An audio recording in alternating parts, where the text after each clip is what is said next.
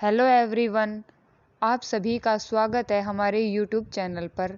आज की क्लास में हम इंडियन बैंकिंग सिस्टम से रिलेटेड एक इम्पोर्टेंट टॉपिक को डिस्कस करने वाले हैं, जिसका नाम है रिज़र्व बैंक ऑफ इंडिया। हमारा जो रिज़र्व बैंक ऑफ इंडिया है वह हमारे जो फाइनेंशियल स्ट्रक्चर है उसका एक इम्पोर्टेंट पार्ट है। रिज़र्व बैंक ऑफ इंडिया हमारे बैंकिंग सिस्टम का एक एपेक्स इंस्टीट्यूट होता है। रिज़र्व बैंक ऑफ इंडिया ही जिसे हम शॉर्ट फॉर्म में आरबीआई बोलते हैं। आरबीआई हमारे पूरे बैंकिंग सिस्टम को रेगुलेट, मॉनिटर और गवर्न करता है। इंडिया का जो फाइनेंशियल सिस्टम है उसे रेगुलेट करने में आरबीआई का बहुत ही इम्पोर्टेंट रोल होता है। चलिए आज हम आरबीआई के बारे में ही स्टडी करेंगे। Reserve bank of India is central bank of India. जो रिज़र्व बैंक ऑफ इंडिया है वह हमारे इंडिया का सेंट्रल बैंक है। Established on recommendation of Hilton young commission on 1 अप्रैल 1935। जो हमारा सेंट्रल बैंक आरबीआई है वह हिल्टन यंग कमीशन, जिसे हम रॉयल कमीशन भी बोलते हैं, उस कमीशन की रिकमेंडेशन पर 1 अप्रैल 1935 को बना था, in accordance with RBI act 1934। यहाँ पर हम एक बात को नोट करते हैं कि आरबीआई से रिलेटेड जो एक्ट है वह पहले आया था। आरबीआई एक्ट 1934 में आया था और उस एक्ट को पास करने के बाद 1 अप्रैल 1935 को आरबीआई को एस्टेब्लिश्ड किया गया है। तो ये जो दो पॉइंट्स हैं ये हमारे एग्जाम पॉइंट ऑफ व्यू से भी काफ़ी इम्पोर्टेंट हैं। इट वॉज नेशनलाइज्ड इन 1949। जो हमारा आरबीआई है उसे एस्टेब्लिश्ड किया गया था 1 अप्रैल 1935 को, बट इसे नेशनलाइज्ड किया गया 1949। It is fully owned by government of India. जो हमारा आरबीआई है वह totally fully government of India के द्वारा ओन्ड बैंक है। Central office of RBI was initially established in Kolkata, but it is shifted permanently in Mumbai in 1937. जब RBI को बनाया गया था 1935 में, तब आरबीआई का जो सेंट्रल ऑफिस था, यानी कि जिसे हम हेडक्वार्टर बोलते हैं, वह कलकत्ता में था। लेकिन 1937 में आरबीआई के हेडक्वार्टर को परमानेंटली मुंबई शिफ्ट कर दिया गया।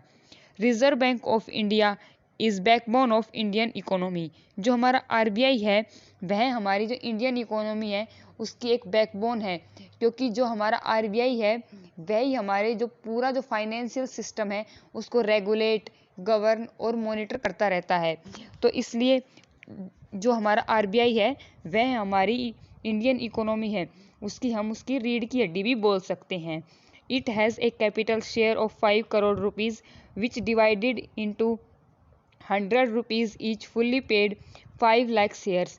जो आरबीआई तब एस्टेब्लिश्ड किया गया था तब उसकी इनिशियल कैपिटल 5 करोड़ थी, जो 100 रुपये के 5 लाख शेयर्स में डिवाइड थी। RBI has total 5 zone offices located Chennai, Kolkata, Delhi and Mumbai. जो आरबीआई है उसके कुछ जोन ऑफिसेज भी हैं जिसे हम लोकल ऑफिसेज बोलते हैं। वह चेन्नई, कोलकाता, दिल्ली, मुंबई, जो 4 लोकल ऑफिसेज हैं वह इन जो हमारे इंडिया के जो बड़े बड़े सिटीज़ हैं इनमें लोकेटेड हैं। और आरबीआई का जो हेडक्वार्टर है वो हमारा मुंबई में है, जो पहले इनिशियली कोलकाता में एस्टेब्लिश्ड किया गया था। हम आरबीआई से रिलेटेड कुछ इंपॉर्टेंट नोट्स को भी नोट डाउन करते चलेंगे। ये जो फैक्ट हैं ये हमारे एग्ज़ाम पॉइंट ऑफ व्यू से बहुत ज़्यादा रेलिवेंट हैं। First governor of RBI. जब आरबीआई को सेटअप किया गया था 1935 में, तब हमारा इंडिया है वो आज़ाद नहीं था, वो अंग्रेज़ों के अधीन था। तब जो आरबीआई के जो फर्स्ट गवर्नर थे वो एक अंग्रेज़ थे। आरबीआई के फर्स्ट गवर्नर ओसबोर्न स्मिथ थे and first deputy governor is James B Taylor. Present governor of RBI. जो आरबीआई के प्रेजेंट गवर्नर हैं वह शक्तिकांता दास हैं, जो एक आईएएस ऑफिसर भी रह चुके हैं। Previous governor of RBI. अभी जो प्रेजेंट गवर्नर हैं उससे पहले के हमारे आरबीआई के जो गवर्नर थे वो श्री उर्जित पटेल थे। Present deputy governor of RBI. जो आरबीआई के जो प्रेजेंट डिप्टी गवर्नर्स हैं वो हैं M K Jain, M Rajeshwar Rao and T Ravishankar and Michael Patra. तो ये हमारे जो आरबीआई है उसके प्रेजेंट डेप्यूटी गवर्नर्स हैं। आरबीआई को एस्टेब्लिश किया गया था 1 अप्रैल 1935 अंडर आरबीआई एक्ट 1934। जो हमारा आरबीआई है उसको आरबीआई एक्ट 1934 के अंदर 1 अप्रैल 1935 को एस्टेब्लिश किया था। रिकमेंडेशन, आरबीआई को हिल्टन यंग कमीशन या फिर जिसे हम रॉयल कमीशन भी बोलते हैं उनकी रिकमेंडेशन पर एस्टेब्लिश किया गया था। नेशनलाइजेशन, इन 1949 under banking regulation act 1949 RBI को नेशनलाइज्ड किया गया था। यहाँ पर एक पॉइंट हमें ध्यान में रखना है कि आरबीआई को एस्टेब्लिश किया गया है आरबीआई एक्ट 1934 के अंडर, बट आरबीआई को नेशनलाइज्ड किया गया है वह बैंकिंग रेगुलेशन एक्ट 1949 के अंडर किया गया है। चलिए अब देखते हैं आरबीआई को मैनेज किस प्रकार से किया जाता है। The whole management of RBI is managed by central board and local board. जो आरबीआई का मैनेजमेंट है वो आरबीआई के सेंट्रल बोर्ड और लोकल बोर्ड के द्वारा मैनेज किया जाता है। सबसे पहले हम देखते हैं सेंट्रल बोर्ड। आरबीआई का सेंट्रल बोर्ड है वह 21 मेंबर्स का एक बोर्ड होता है और इस बोर्ड को गवर्नमेंट ऑफ इंडिया के द्वारा ही अपॉइंट किया जाता है। इस बोर्ड में एक हमारा गवर्नर होता है एंड 4 डेप्यूटी गवर्नर होते हैं और इन पांचों को गवर्नमेंट ऑफ इंडिया के द्वारा 5 ईयर्स के लिए अपॉइंट किया जाता है। 10 other directors nominated by government of India for 5 year terms. 10 government of India के द्वारा वेरियस अलग अलग फील्ड से जो डायरेक्टर्स हैं वो नॉमिनेट किए जाते हैं और उनका जो टेन्योर होता है वह 5 ईयर्स का होता है। 4 directors nominated by local boards for 5 year terms. जो 4 लोकल बोर्ड्स होते हैं आरबीआई के वहाँ से 4 डायरेक्टर्स को अपॉइंट किया जाता है जिनका टेन्योर 5 ईयर्स का होता है। एंड लास्ट 2 ऑफिसर्स होते हैं वो गवर्नमेंट ऑफ इंडिया के द्वारा अपॉइंट किए जाते हैं जो मीटिंग्स को अटेंड करते हैं, लेकिन उनका कोई फिक्स्ड टाइम टेन्योर नहीं होता है और ना ही उनके पास कोई वोटिंग राइट होता है। इस प्रकार हमारा जो सेंट्रल बोर्ड है उसमें 21 मेंबर्स होते हैं।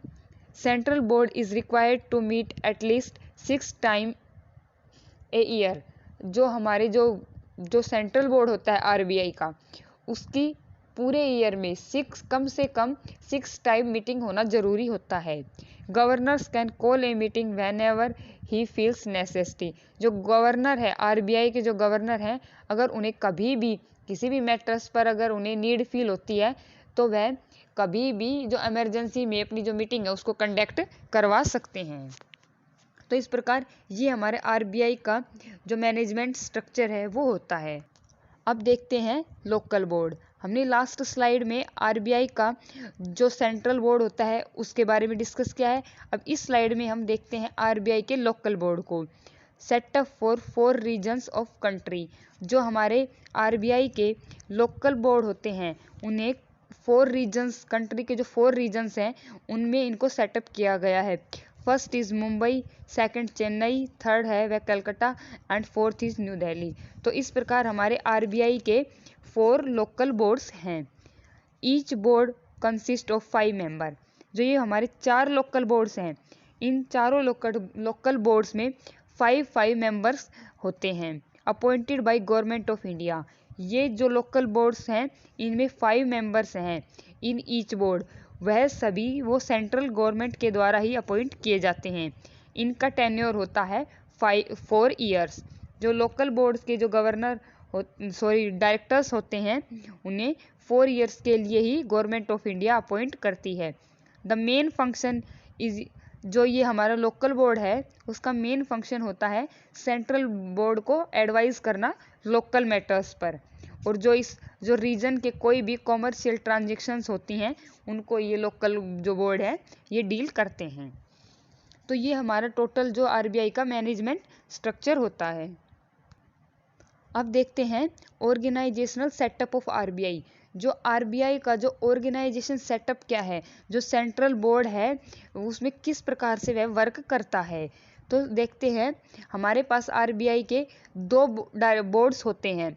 एक होता है central board of directors and second is local board. जो लोकल बोर्ड होता है वह हमारे जो ऑल ओवर इंडिया में 4 लोकल बोर्ड्स हैं, और उन लोकल बोर्ड्स के अंदर 5 मेंबर्स हैं, वो ईच बोर्ड में अपॉइंट किए जाते हैं। उनका टेन्योर होता है 4 इयर्स, जो कि लोकल ट्रांजेक्शनल कॉमर्शियल जो मैटर्स होते हैं उनको डील करते हैं। जो हमारा सेंट्रल बोर्ड ऑफ गवर्नर्स है, यह आरबीआई का जो मेन जो बोर्ड है वो होता है। इसमें सबसे टॉप मोस्ट जो अथॉरिटी होती है वह होती है गवर्नर, जिन्हें हमारी गवर्नमेंट ऑफ इंडिया के द्वारा अपॉइंट किया जाता है। उसके बाद हमारे होते हैं 4 डेप्यूटी गवर्नर्स, और डेप्यूटी गवर्नर्स के बाद जो कि गवर्नर को हेल्प करते हैं। एंड डेप्यूटी गवर्नर्स के बाद होते हैं executive governors, and then executive governors के बाद होते हैं ट्रेनिंग डिपार्टमेंट। आरबीआई का एक ट्रेनिंग डिपार्टमेंट भी होता है, जिसके अंदर 3 जो हमारे ट्रेनिंग इंस्टीट्यूट्स हैं वो भी आरबीआई के द्वारा खोले गए हैं। Banking training college Mumbai, college of agriculture banking Pune and reserve bank staff college Chennai. ये हमारे जो 3 ट्रेनिंग डिपार्टमेंट या ट्रेनिंग कॉलेजेस हैं जो आरबीआई के द्वारा खोले गए हैं। एंड लास्ट में हमारा है सेंट्रल ऑफिस डिपार्टमेंट। जो सेंट्रल ऑफिस है उसके भी कुछ मेंबर्स इसमें इस डिपार्टमेंट में होते हैं। तो ये हमारा टोटल ऑर्गेनाइजेशनल सेटअप होता है एक आरबीआई का, कि इस प्रकार से जो सेंट्रल बोर्ड ऑफ डायरेक्टर्स होते हैं उन किस प्रकार किस हायरार्की में वो वर्क करते हैं। अब हमने इस वीडियो में रिलेटेड कुछ इंपॉर्टेंट फैक्ट्स और डिटेल्स को जाना है। नेक्स्ट वीडियो में हम आरबीआई के फंक्शंस को स्टडी करेंगे। आई होप आपको ये वीडियो पसंद आया होगा। थैंक्स।